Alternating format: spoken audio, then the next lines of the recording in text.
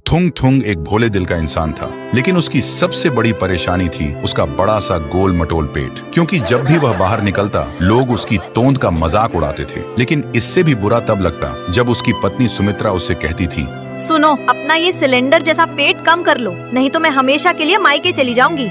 इसलिए वह दिन रात मेहनत करता, पर उसका जिद्दी पेट कम ही नहीं हो रहा था। एक दिन रोज रोज के तानों से हार कर थुंग थुंग अपनी जान देने एक पहाड़ की चोटी पर चला गया। जाते ही रोता हुआ बोला, बस अब और नहीं, सब मेरा मजाक उड़ाते हैं और अब मेरी बीवी भी मुझे छोड़कर जाना चाहती है। ऐसी जिंदगी का क्या फायदा। जैसे ही उसने इतना कहा, वहाँ एक रोशनी हुई और उसके सामने एक रहस्यमयी बाबा प्रकट हुए। बाबा ने उसे रोकते हुए कहा, रुक जा मूर्ख, जिंदगी बहुत कीमती है, तेरी परेशानी का हल मेरे पास है।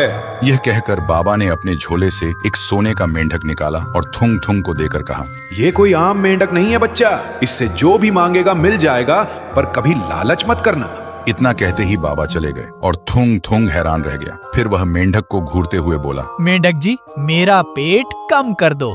कहते ही थुंग थुंग का पेट अचानक कम हो गया। देखते ही उसकी खुशी का ठिकाना नहीं रहा। फिर वह दौड़ता हुआ घर पहुंचा, पर उसे देखते ही उसकी बीवी के होश उड़ गए और खुशी से चिल्ला उठी, अरे, मेरा पति इतना हैंडसम कैसे हो गया? थुंग थुंग ने सोने का मेंढक सुमित्रा को दिखाया और सारी बात बता दी। सुनते ही सुमित्रा की आंखों में लालच आ गया। उसने बोला, जब ये मेंढक कुछ भी दे सकता है तो क्यों ना हम अमीर भी बन जाएं? थुंग थुंग ने मना किया, पर सुमित्रा ने बात नहीं मानी और लालच में बोली, मेंढक जी, हमें दुनिया का सबसे अमीर बना दो।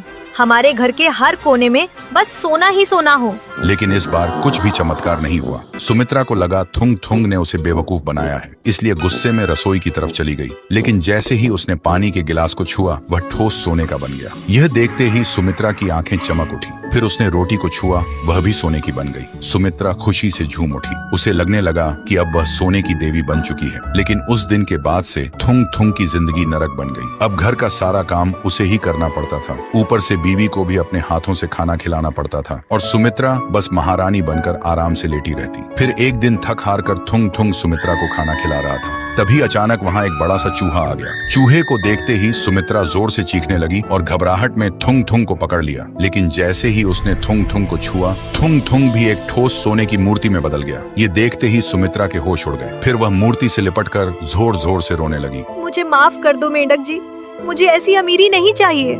मुझे बस मेरा थुंग थुंग और मेरी पुरानी जिंदगी वापस दे दो। ये सुनते ही सोने का मेंढक गायब हो गया और पूरे घर में एक तेज रोशनी फैल गई। जब रोशनी हटी तो सब कुछ पहले जैसा हो चुका था। और उस दिन के बाद सुमित्रा को समझ आ गया कि लालच से कभी सुख नहीं मिलता। उसने फिर कभी मायके जाने की धमकी नहीं दी और दोनों अपनी छोटी सी दुनिया में खुशी खुशी रहने लगे।